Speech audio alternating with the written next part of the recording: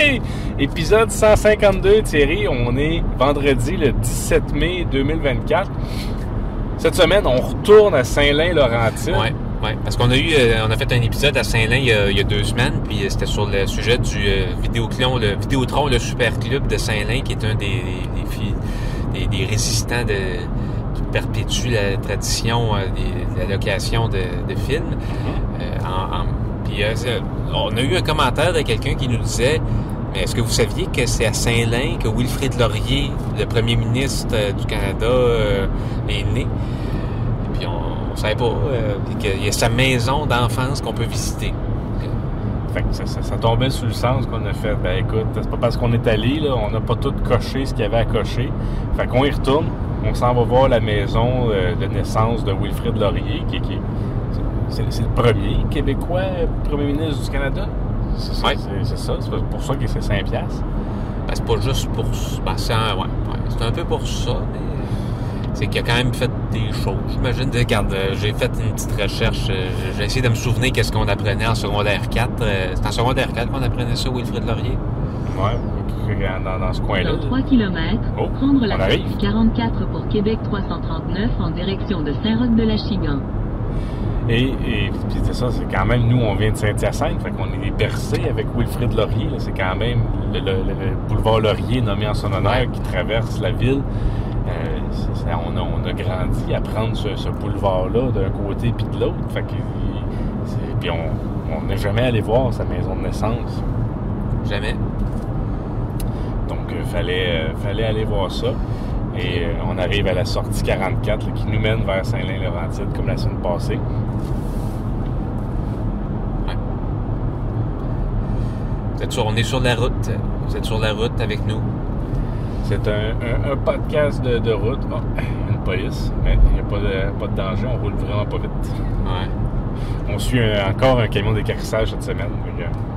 On pourrait le dépasser, mais c'est parce que j'essaie de ne pas dépasser 13 kW.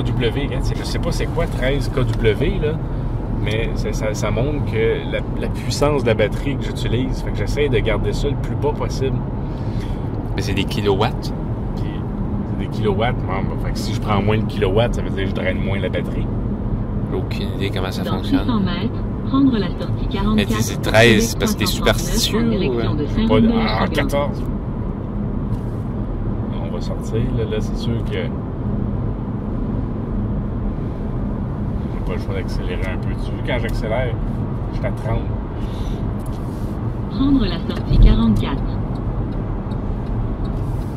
Fait que là, on va prendre la sortie 44, on s'en va à la maison de Wilfrid Laurier, puis on se revoit quand on va être devant sa maison. On va pouvoir sûrement rentrer dedans, j'imagine. J'espère bien.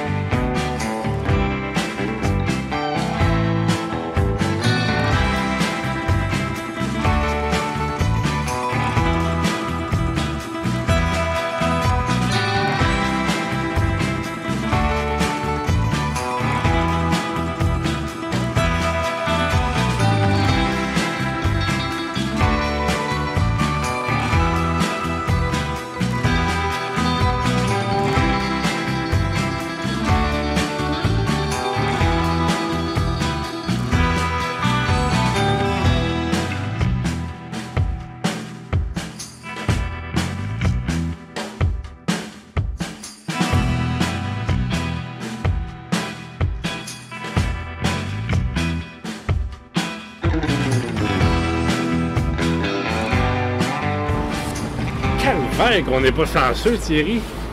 Ça se peut-tu? Il y a 2 semaines, on vient à Saint-Lin pour voir le dernier Vidéotron. Le dernier Vidéotron, c'est rendu une boutique de patentes de cellulaire.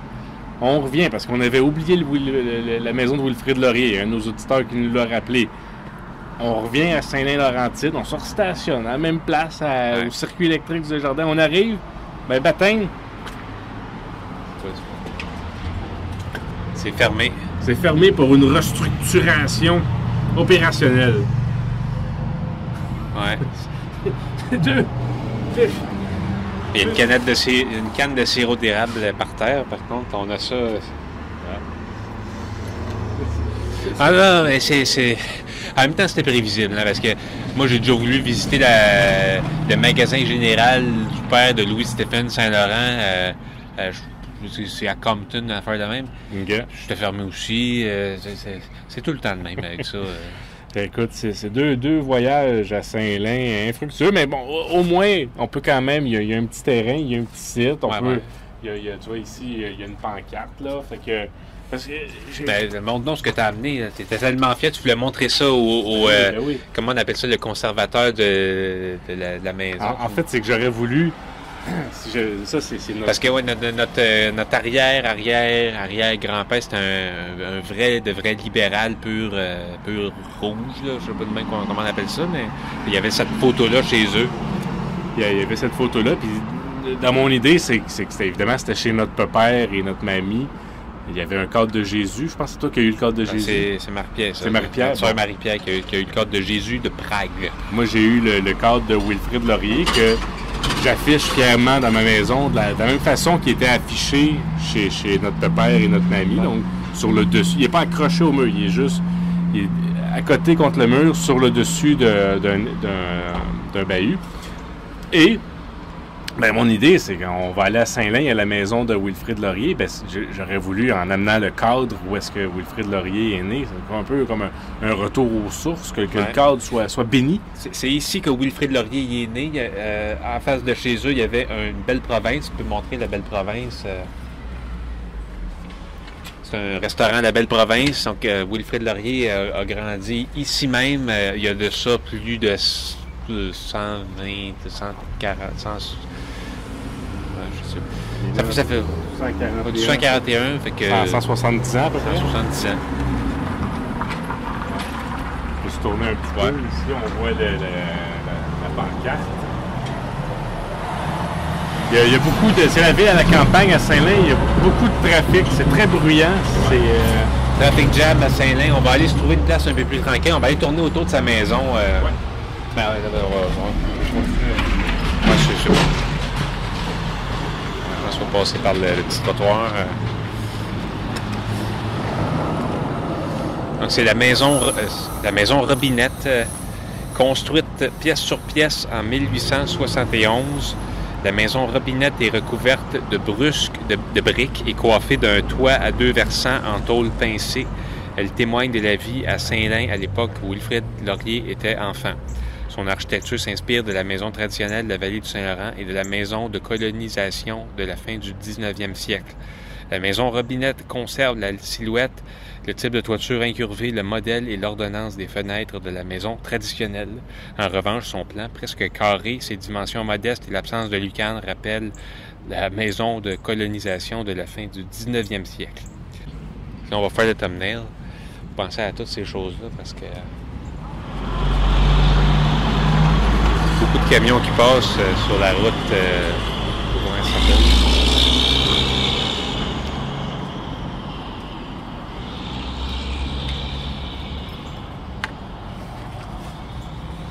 Donc là, on fait la pause pour le thumbnail. Et voilà. Pas mal ça, pas besoin de faire ça plus longtemps. Parfait. Ouais, donc c'est une très belle maison. Ah, il y a un autre... Ça, les gouttières, penses-tu que c'est d'origine ou... Les gouttières? À l'époque, il n'y avait pas de gouttières, hein? Inauguré en site historique en 1969. Ah, non, il y avait 1941. 1941. Tu vois, c'est ça que la ville avait de l'air dans le temps, Saint-Lin. Parce que l'église, ça n'a pas vraiment changé. Le Vidéotron, il aurait été quelque chose comme ici. Là. Frédéric G. Todd, lui, c'est quoi? Qu'est-ce qu'il a fait? Cet architecte paysagiste présente en 1938 une proposition d'organisation physique du lieu historique. À sa suggestion, on déplace la maison Robinette au centre du terrain et on démolit tous les autres bâtiments existants. L'actuelle propriété de Parc Canada correspond partiellement à cette proposition d'organisation. Fait qu'ils ont déplacé la maison. Eh bien. OK, bon. C'est comme ça qu'ils faisaient ça à l'époque. Pas comment ils vont garder la maison de... Mais les premiers ministres d'aujourd'hui, ils grandissent plus dans des petites maisons de même. Ouais. Ça, c'est aussi, à un moment donné, il va y avoir un premier ministre qui va avoir grandi dans un condo. Va-tu faire une maison historique dans un condo? Hein? Il y a un chat noir. Petit cardinal. Peu importe. On peut regarder un petit peu par l'intérieur, je pense, par ici. L'intérieur de la maison Robinette, la maison où Wilfrid Laurier a grandi, où Wilfrid Laurier a fait ses premières crottes, ses premiers pas, ses premiers... Je pense qu'on va très mal avec le reflet. Ouais, non, c'est vraiment pas... Afin de visiter la veuillez nous rendre visite au... Bon, ça peut... Ben moi, Thierry, j'aimerais ça avoir une... Parce que moi, la maison elle est très belle, c'est une belle architecture.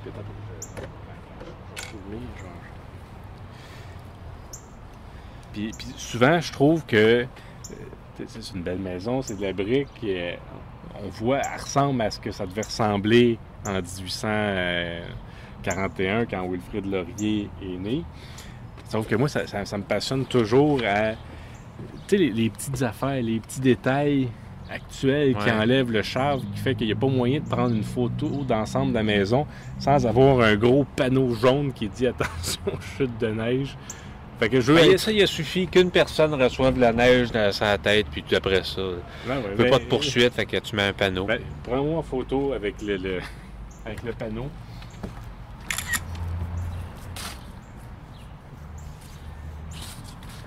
Ben, écoute, c'est peut-être fermé, mais malgré ça, Thierry, je considère le cadre familial de Wilfrid Laurier comme étant béni. Il a eu son retour aux sources. Je pense que... Puis tu sais, est-ce que nos aïeuls avaient déjà fait ce genre de pèlerinage? Je ne sais pas, mais de toute façon, un pèlerinage, ça se renouvelle. Donc, c'est pas mauvais que ce soit refait, même si ça avait déjà été fait. Parce que c'est dans notre tête, moi, j'associe plus Wilfrid Laurier avec Victoriaville. C'est là qu'il y a sa maison. Ouais, Laurier, oui, évidemment, Laurier Station. Puis, mais c'est vrai que c'est Saint-Lin à Laurentide. À l'époque, c'était juste Saint-Lin, parce que... Comme on l'avait dit dans l'épisode d'avant. C'est ça, cet épisode-là ou... ouais. Je me souviens pas dans quel épisode on a dit ça. Je pense bien. Mais Wilfrid Laurier, c'est qui? On a lu sur les panneaux, là, c'est le 7e premier ministre du Canada, le premier Canadien-Français. Ouais. Puis après lui, je pense qu'il y a eu, c'est ça, Louis Saint-Laurent. Puis après ça, Trudeau. Puis après ça, Mulroney. Puis après ça... il y en a eu quand même beaucoup. Mais c'était le premier, puis c'était de 1896 à 1911. Mais avant ça, là... Moi, j'approche de 33 ans, là, puis je me pose beaucoup de questions sur ma vie. Je me dis, je suis pas tout à fait là où j'aurais rêvé d'être. Puis Wilfrid Laurier, c'est un peu ma fashion icon. Moi, c'est un peu sur lui que je... Toi, t'as pas ça de l'argent comptant, fait que tu sais pas, là, mais... C'est Wilfrid Laurier là-dessus, là. Mm-hmm. Puis moi, c'est un peu... Quand je vais chez le coiffeur, je monte ça, puis je pense que j'en ai déjà parlé dans un des épisodes qu'on a fait, l'épisode Gouttière. Je monte ça, puis je dis, je veux cette coupe-là, moi. Parce que c'est aussi un de nos premiers ministres, peut-être un des derniers qu'on va avoir, qui avait de la calvitie. Puis je pense qu'aujourd'hui, ça serait plus possible, ça. Les calvitiaques, on peut pas se faire élire. Puis à mon âge, Wilfrid Laurier, il était déjà député, mais contrairement à ce qu'il n'était pas député à la Chambre des communes, il était député à Québec, à l'Assemblée nationale. Je savais pas. Il a commencé à Québec. Il a été député... je me souviens pas de quel comté à l'époque, là, mais c'est intéressant. Ça devait être le Parti libéral. C'était le Parti libéral, puis il aurait peut-être pu devenir premier ministre du Québec. Ça n'aurait pas été impossible. Finalement, il est allé à Ottawa, puis il a fait son nom. Puis il est devenu le premier ministre du compromis. On apprenait ça en secondaire 4, puis qu'il faisait beaucoup de compromis pour essayer d'apaiser les tensions entre les francophones. Puis malgré ses réticences personnelles, il a accepté d'envoyer des soldats canadiens à la guerre des Boers. Ça aussi, on apprenait ça en secondaire 4. Il y avait une petite ligne dans le cahier. Là, c'est la guerre des Boers. Ben, t'as pas mal mieux écouté que moi. Ben, pourrais pas t'expliquer plus ce qu'il faut, c'est quoi la guerre des bois. Je sais que c'est en Afrique du Sud, puis c'était entre les Hollandais, puis les... Demande-moi pas d'expliquer. Moi, j'ai appris sur le panneau que c'est sous Wilfrid Laurier que la Saskatchewan et l'Alberta qui sont devenues des provinces du Canada. Fait que ça, je l'ignorais. Fait que ça, vois-tu, c'est autre chose. C'était écrit sur le panneau, ça? Oui. On a lu ça tantôt, c'était... C'est sur le premier panneau, là, la plaque là, sur le building brun. On l'a-tu lu pour le podcast? On l'a pas lu pour le podcast, mais moi j'ai retenu. Fait que dans le fond, ce que ça disait, c'est qu'il a été premier ministre de 1896 à 1911. Il a été député pendant 45 ans et chef du Parti libéral du Canada pendant 32 ans. Fait que c'est des durées qui se revoient, ça se voit plus aujourd'hui. Justin Trudeau ne sera pas chef du Parti libéral pendant un autre 15 ans. Ça serait surprenant. Mais c'est vrai. Ouais, moi, je me demandais, c'est en quelque sorte, on sait pas, j'ai pas exploré plus qu'il faut tout ce qu'il a laissé derrière de Wilfrid Laurier, parce que je sais qu'il y a certains premiers ministres de cette époque-là, puis avant, puis après, que quand on regarde un peu, même si on regarde avec nos lunettes du présent, des fois on voit des choses qu'ils ont faites, puis on se dit c'était pas correct ça, puis là il faut enlever la statue, mais je sais pas s'il a fait des choses où il faudrait qu'on enlève sa statue, ou peut-être bien, je sais pas. À première vue, non. En même temps, il succède après quelques années de McDonald, là, fait que c'est sûr que le baromètre de ces années-là... Ouais. C'est sûr qu'il est moins épais que McDonald's. Mais c'est vrai qu'on l'a jamais vu dans dans des affaires comme ça, historiques. Il y a peut-être moins de statues de Wilfrid Laurier que McDonald. McDonald, il y avait beaucoup de statues de lui, juste parce que c'est le premier. Là. Ouais. À Montréal, il y en a une, là, il y a le parc Laurier. Ils l'ont enlevé. Le parc Laurier? Ah non, de McDonald, je parle. Ouais, McDonald, ils l'ont enlevé, mais bon, moi je sais pas pourquoi je l'aime bien, Wilfrid Laurier. Dans les vieux premiers ministres poussiéreux, je trouve que c'est peut-être mon préféré. Moi aussi. Puis sinon, qu'est-ce que j'avais d'autre? Sa maison, on a déjà pas mal tout lu qu'est-ce qu'il avait à dire sur sa maison. C'est une maison qui est représentative de ce qu'on pensait être en 1939, une maison vernaculaire bourgeoise. C'est en fait... Ce que j'ai compris sur le site web, c'est que la maison représente davantage de l'évolution des pratiques de conservation et d'interprétation que de son style d'origine. Fait que c'est un peu, ils ont comme, pour c'est la façon dont on conservait les monuments puis les édifices patrimoniaux à l'époque. C'était très différent de ce que c'est aujourd'hui. Je pense qu'aujourd'hui, il ne le déplacerait pas. Ouais. Il essaierait plus de préserver l'authenticité puis tout ça.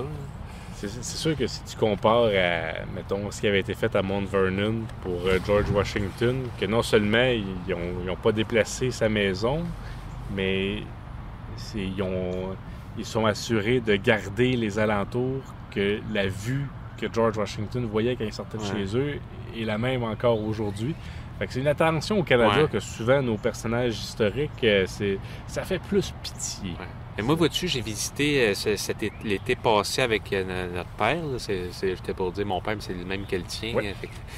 On est allé visiter la maison de Franklin Delano Roosevelt sur, je me souviens pas comment, c'est Hyde Park on the Hudson. OK. Mais c'est qu'à l'époque, lui, quand il... Ça... crise de camion, là. À l'époque, quand Delano Roosevelt sortait de sa maison, il pouvait voir le Hudson, la rivière du Hudson de chez lui, mais maintenant c'est plus possible parce que les arbres ont tellement poussé. Fait que là, pour préserver la conservation... Il transporte un camion de pompiers. Ça, si on le voyait dans Pas mal sûr qu'on l'a vu. Fait que c'est pour... c'est intéressant de se dire, à l'époque, il voyait la rivière du Hudson, mais maintenant on la voit plus parce que les arbres ont poussé.